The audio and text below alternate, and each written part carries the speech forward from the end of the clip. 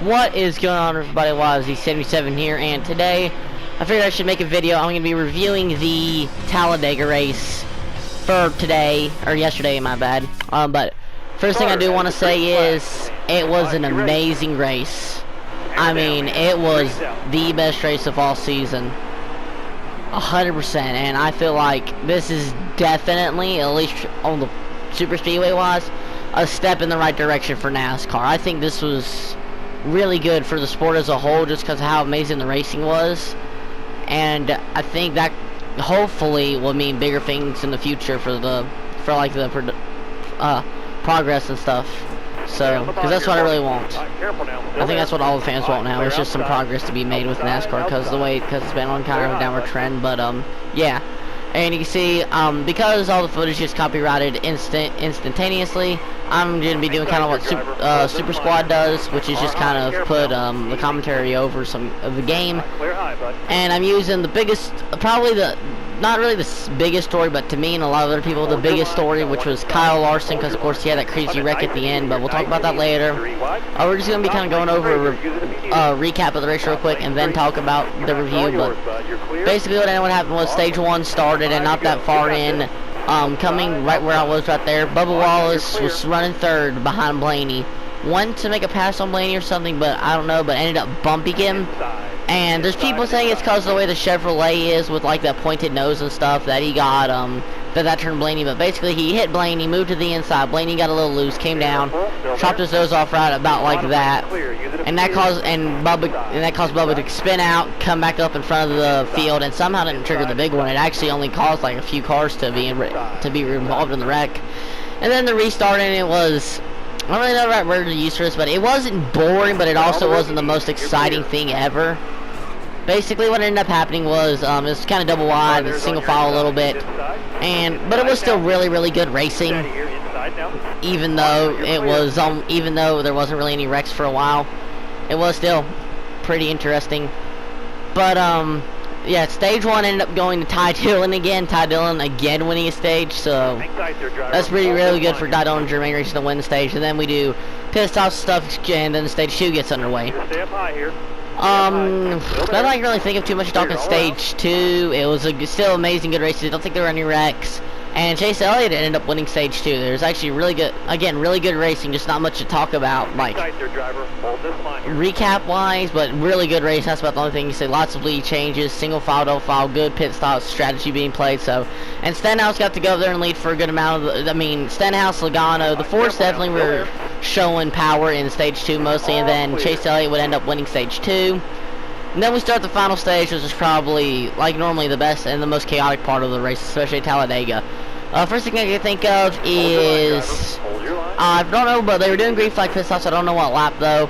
And basically, what ended up happening was Keselowski locked the brakes up and spun out coming on pit road. Landed in his pit box though, backwards, perfectly landed in it.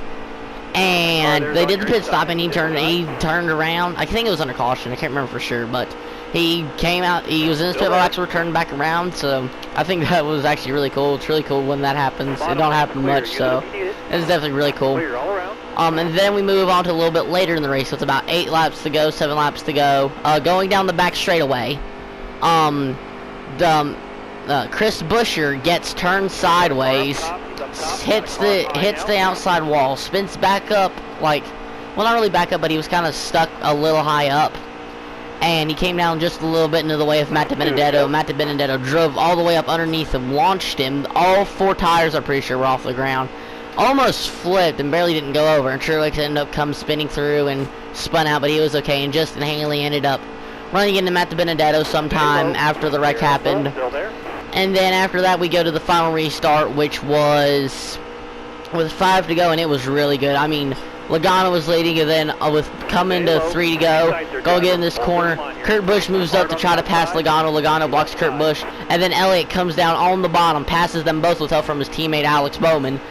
And then with 2 to go, coming through the for Eric Jones gets spun out, but he really didn't really save it, but he kept going on the apron. Then they come down to take no caution. They come down to take the white flag. Stenhouse gets spun about in the tri-oval, spins out, goes head on into the outside wall, and then slides down on the apron. So they didn't throw the caution for that either, because like they normally want them to. make it back through to finish. And then, so after Stenhouse spins out, it goes back to the cars, which are coming off of, they're coming out of 2 right now. And then what happens is, coming right here, David Reagan gets loose, comes up into Byron, hooks Byron, Byron goes down into Larson, and then Larson spins out, I tried to do it there, but he spins out, the air gets underneath the car, he blows over, hits the wall head on, and then that caused the big one, and then he tumbles for about 5-6 times, very violently too. And then the caution is thrown, Chase Elliott is the leader, and so Chase Elliott wins with his teammate finishing second. Then Ryan Priest getting third and Hemmer getting fourth. So Chevrolet 1, 2, 3, 4 in the finish, one both stage. So definitely really good. Chase getting his first win of the year.